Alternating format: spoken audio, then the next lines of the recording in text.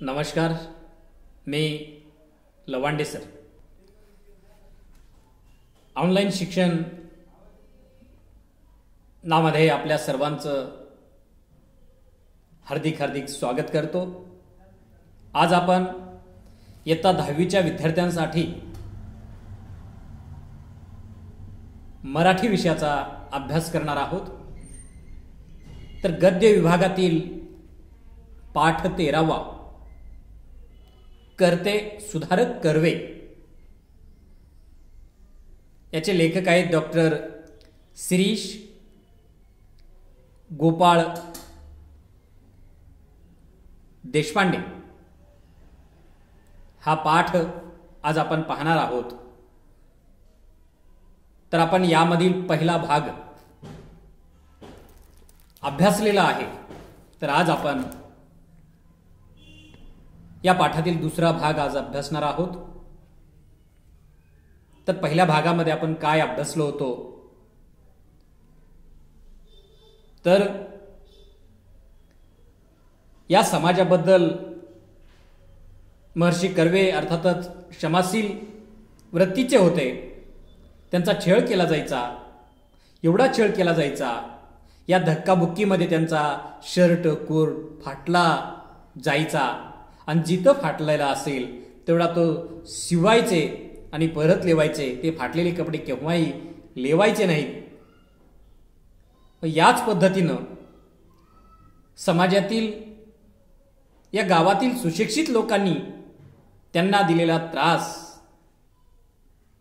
कितीही दिला तर त्यांना शिवीशाप ते द्यायचे नाहीत आणि आपल्या कार्यापासून विचलित सुद्धा व्हायचे नाहीत.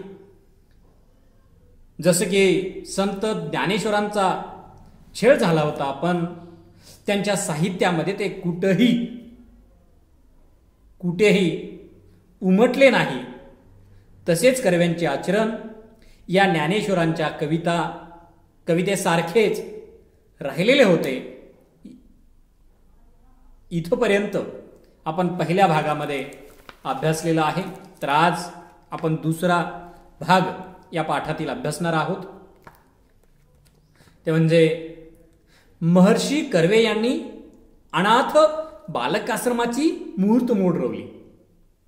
महर्षी कर्वेंनी काय केलं की जे समाजामध्ये अनाथ मुलं होती त्या अनाथ मुलांसाठी अनाथ बालकाश्रमाची मुहूर्तमेढ रोवली त्यांनी. आणि या मुहूर्तमेढ रोवली आणि ते कार्य सुरू झालं. कालांतराने या बालकाश्रमाचे हिंगणा येथे स्थलांतर करून त्यांनी हिंगणे स्त्री शिक्षण संस्था असे त्यांनी तिचे नामकरण केले. काय केले नामकरण? हिंगणे स्त्री शिक्षण संस्था असे त्यांनी तिचे नामकरण केले. पैचा निधी व मुरुड निधी त्यांनी जमवला. चा निधी त्यांनी जमा केला आणि त्यांच्यावर चाल करून येणाऱ्या समाजालाही या गोष्टीची पूर्ण कल्पना होती की आपल्याकडे जर कोणी विचारायला आलं येणार हे त्यांना माहिती होतं आणि समाजालाही माहिती होतं की यातील पैचा हिशोब कर्व्यांजवळ असणार आहे. कर्व्यांनी जमा केलेल्या निधीची उधळपट्टी तर केवळ असंभाव्य गोष्ट आहे. जमा केलेल्या पैशाची उधळपट्टी ते करणारच नाहीत. असंभव गोष्ट आहे ते. कर्वे स्वतः मोटर वापरत नसत, वापरायचे नाहीत चालायला मोटर गाडीत. काहीच नव्हतं. कर्वे स्वतः मोटर वापरत नसे. चालत जायचे ना. मैलो न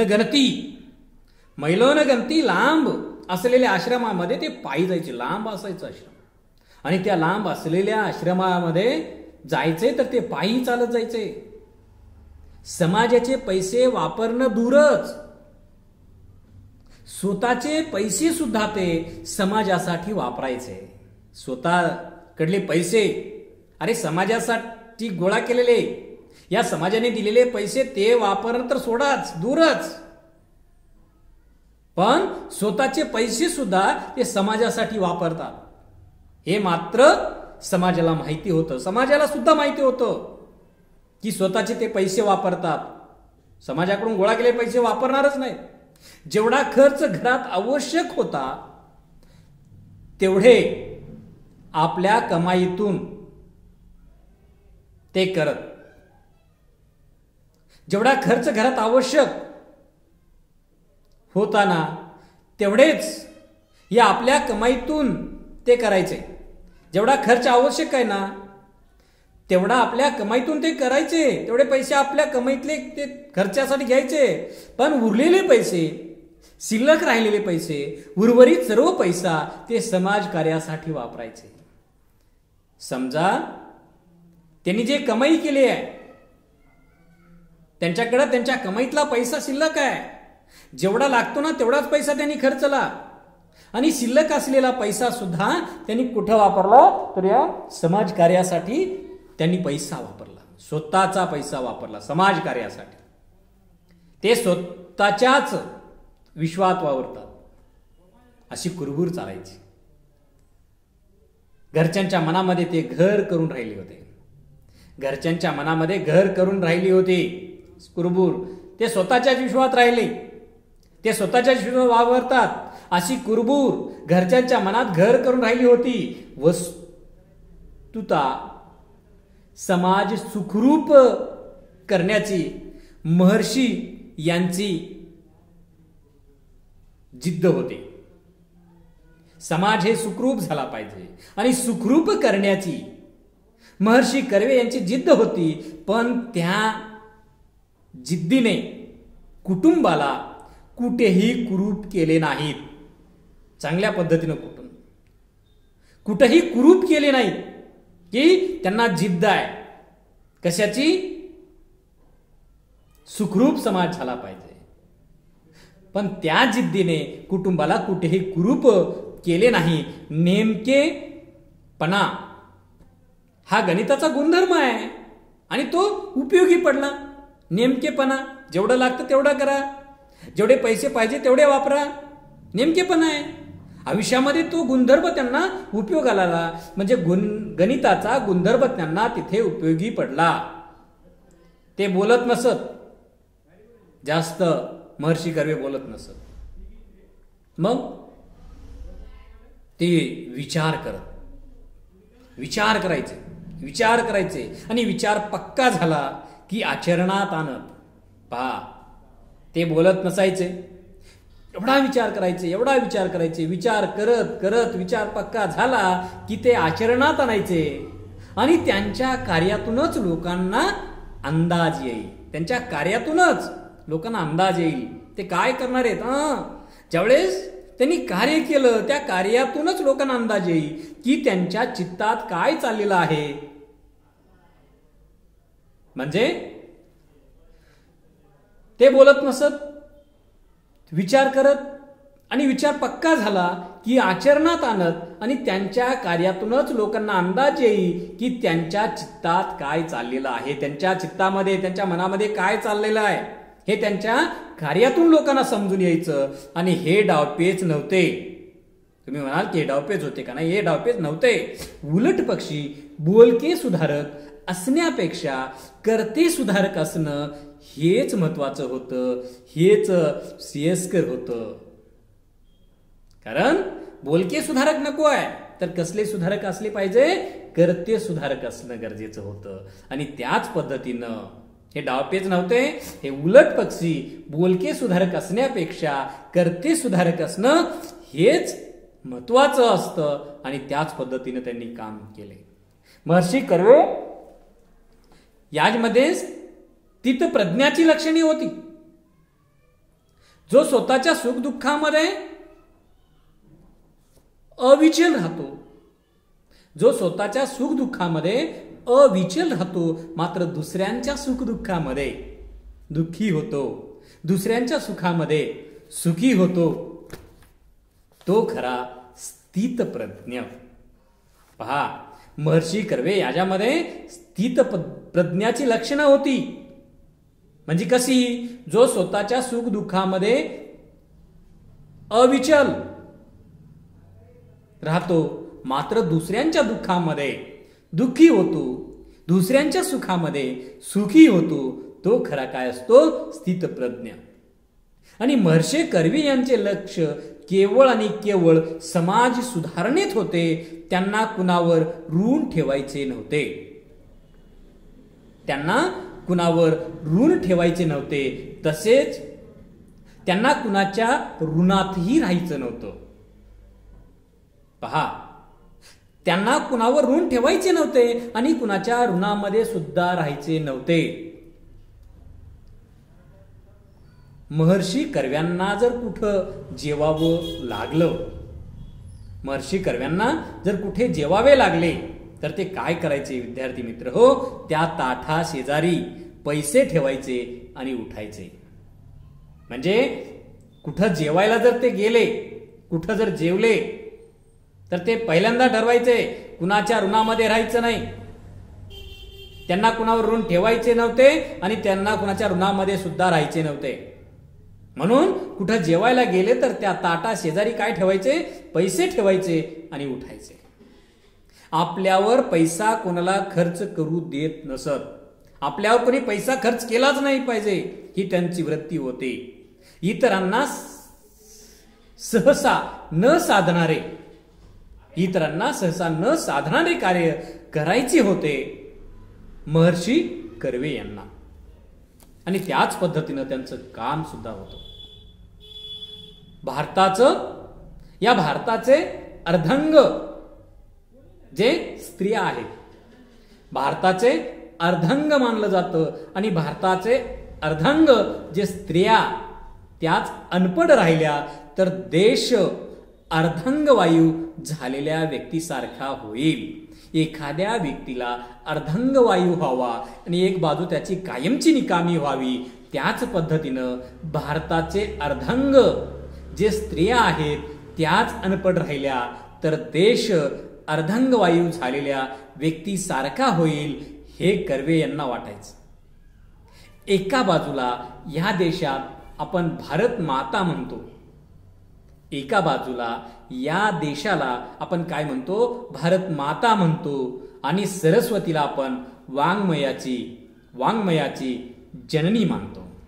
हे खरं आहे. इकडे काय म्हणतो आपण? भारत माता म्हणतोय, आजही म्हणतोय, भविष्यातही म्हणणार, हे वास्तव आहे. आणि सरस्वतीला सुद्धा आपण वाङ्मयाची काय म्हणतो? जननी मानतो. आणि दुसरीकडं स्त्री निरक्षर अज्ञानी ठेवतो. हा चीड आणणारा विरोधाभास त्यांना घालवायचा होता. सन्मानाचं जीवन स्त्रियांना जगता आलं पाहिजे, त्यांना शिक्षण मिळालं पाहिजे. आणि हाच प्रकार दुसरीकडे स्त्रिया निरक्षर आहेत, अज्ञानी आहेत, आपण अज्ञानी त्यांना ठेवतो. हा चीड आणणारा विरोधाभास त्यांना घालवायचा होता. महर्षी धोंडो केशव कर्वे यांनी जपानच्या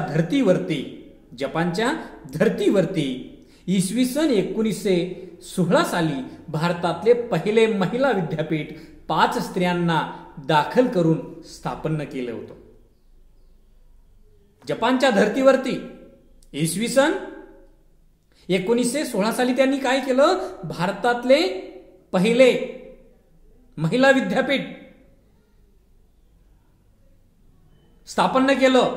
आणि या महिला विद्यापीठ 5 स्त्रियांना दाखल करून स्थापन केलं होतं. याच बरोबर अगबोटीने प्रवास करण्याच्या त्या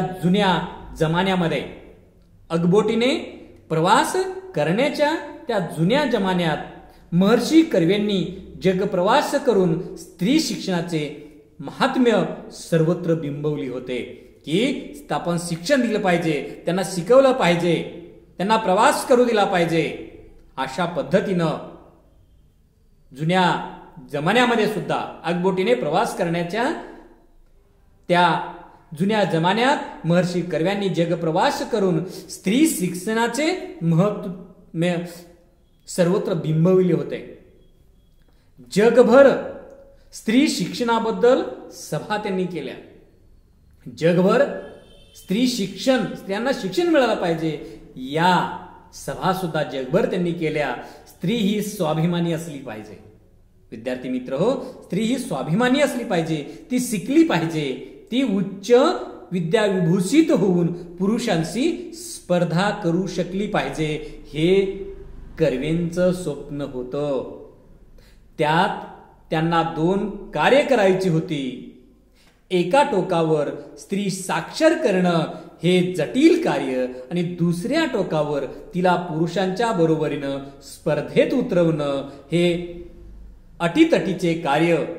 या पुरुष प्रधान संस्कृतीमध्ये स्त्रियांवर पारतंत्र्याचे जोखंड उकडून टाकावे हे महाकठीण काम होते आणि गुरुत्वाकर्षणाविरुद्ध पृथ्वी बाहेर पडणाऱ्या रॉकेट सारखी क्षमता तेथे आवश्यक होती आणि हे काम कर्वे करत होते आणि कर्वेने ते केलं.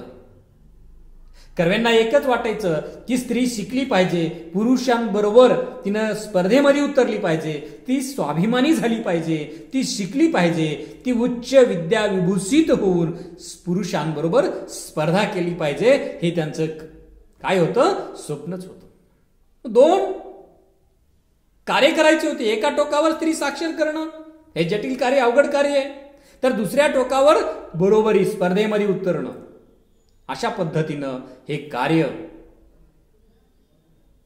तिला स्वाभिमानी करण्यासाठी, तिला उच्च विद्या विभूषित करण्यासाठी, पुरुषांशी स्पर्धा करता आली पाहिजे यासाठी कर्वे काम करायचे. आणि अशाच पद्धतीनं ते करत राहिले आयुष्यभर. कर्वे यांनी तेच काम, ते स्वप्न बाळगले आणि ते करत राहिले. रत्नागिरी जिल्ह्यातील खेड तालुक्यातील सेरावली या गावी जन्मलेला हा मुलगा स्वतःच महर्षी किंवा भारतरत्न म्हणून गणला गेला नाही. रत्नागिरी जिल्ह्यातील खेड तालुक्यातील शेरावली या गावी जन्मलेला हा मुलगा जन्मताच महर्षी नव्हता किंवा भारतरत्न नव्हता. आपल्या जगत्या आयुष्यामध्ये हाल अपेष्टांची तमा न बाळगता एकदा मनुष्य केवढे अलौकिक कार्य करू शकतो त्याची मिसाल आहेत डॉक्टर धोंडो केशव कर्वे. की कितो एखादा मनुष्य केवढे अलौकिक कार्य करू शकतो त्यांची जर मिसाल कोण आहे तर डॉक्टर धोंडो केशव कर्वे हे आहेत. लोकमानसानं त्यांना अभिमानाने काय म्हटलं? महर्षी मानले. काय म्हटले? लोकांनीच अभिमानाने काय म्हटलं? महर्षी म्हणायला लागले, महर्षी मानले. आणि राजमानसाने त्यांना सरकारने सुद्धा 1958 साली जो सर्वोच्च नागरी पुरस्कार मानला जातो तो भारत सरकारने त्यांना काय दिला? हा भारत रत्न पुरस्काराने त्यांना सन्मानित करण्यात आलं. भारतातील हा सर्वोच्च नागरी पुरस्कार आहे आणि देशातल्या सर्वोच्च पदवीचे आणि जगभरातील देशात नाव कीर्तिवंत करणारे कार्य ज्यांच्या हातून घडते अशाच व्यक्तींना हा सर्वोच्च पुरस्कार दिला जातो. आणि त्या व्यक्तीने त्या कार्यासाठी आपले संपूर्ण आयुष्य काय घातलेलं असतं? खर्ची घातलेलं असतं. सेवा असेल, कला असेल, साहित्य असेल, विज्ञान असेल, विश्वशांती, मानव विकास असेल, कारखानदारी, क्रीडा अशा मूलभूत क्षेत्रामध्ये अतुलनीय कामगिरी करणाऱ्या व्यक्तीला हा सर्वश्रेष्ठ पुरस्कार देऊन सन्मान केला जातो. आणि त्याच पद्धतीनं जो सर्वश्रेष्ठ मानला जाणारा जो पुरस्कार होता तो भारतरत्न पुरस्कार आणि त्यांना सन्मानित करण्यात आलं. एकदा विद्यापीठातल्या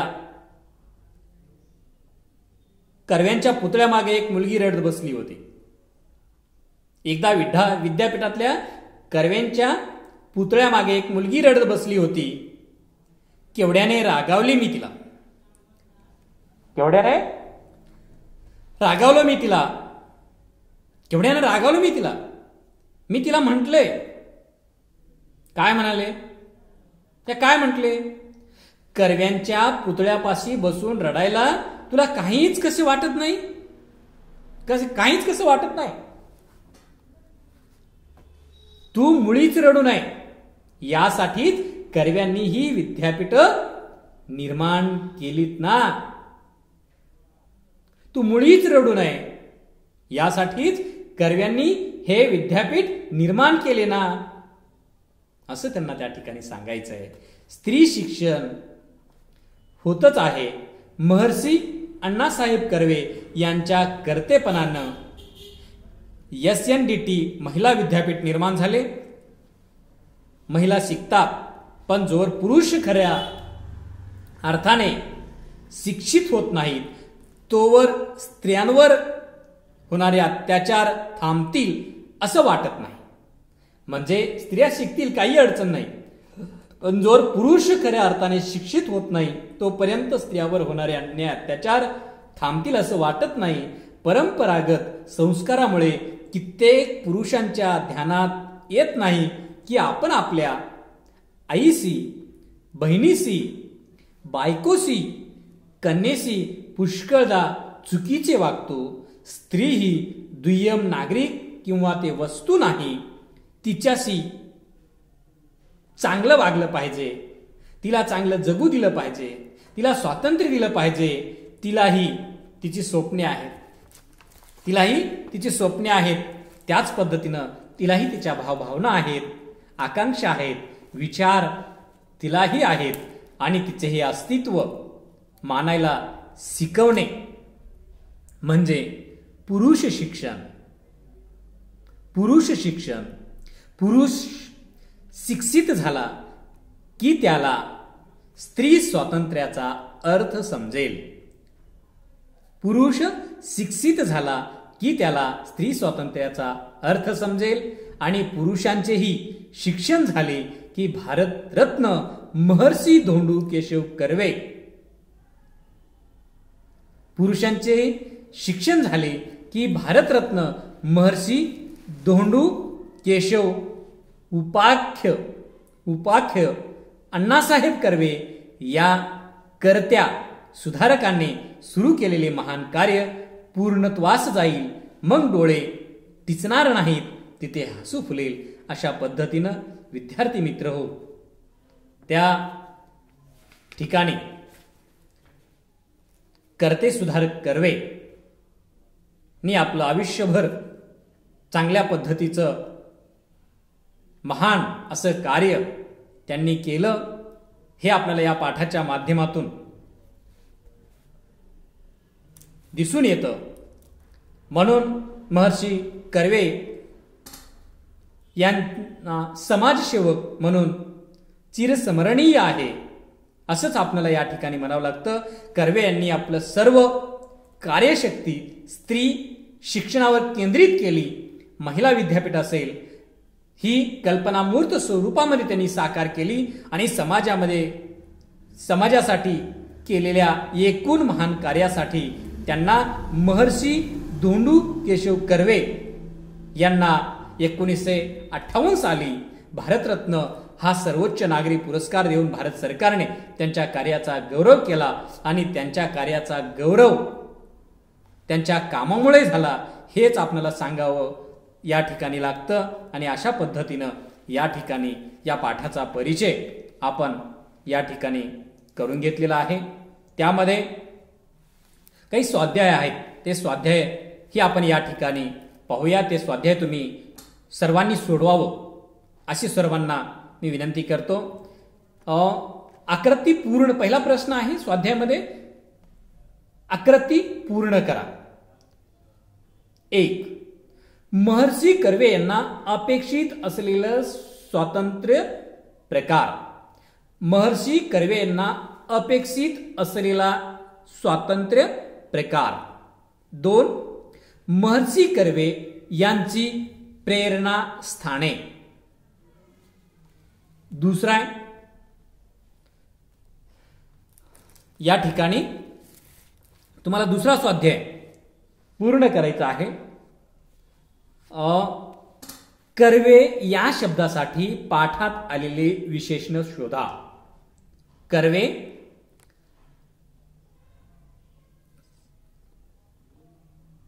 यांचा जो आपण पाठ अभ्यासला तो प्रश्न आहे, कार्य या शब्दासाठी पाठात आलेले विशेषण शोधा. दुसरा प्रश्न आहे ते म्हणजे सोमत. सोमतामध्ये प्रश्न आपल्याला लिहायचा आहे. तो प्रश्न आहे, स्त्रियांनी शिकणे अत्यंत गरजेचे आहे. स्त्रियांनी शिकणे अत्यंत गरजेचे आहे या विधानामागील अण्णांचा दृष्टिकोन स्पष्ट करा. स्त्रियांनी शिकणे अत्यंत गरजेचे आहे या विधानामागील अण्णांचा दृष्टिकोन स्पष्ट करा. दुसरा प्रश्न आहे, जया अंगी मोठेपण तया यातना कठीण हे वचन महर्षी कर्वे यांच्या जीवनाला कसे लागू पडते ते स्पष्ट करा. अशा पद्धतीनं विद्यार्थी मित्र हो, स्वाध्याय आपण हे पूर्ण करायचं आहे आणि अभ्यास करायचा आहे या पाठाचा. आणि आपल्याला अभ्यास करत असताना कुठलीही यामध्ये अडचण येणार नाही, तरी आपण चांगल्या पद्धतीने अभ्यास करावं एवढंच मी या ठिकाणी सांगतो आणि थांबतो. धन्यवाद.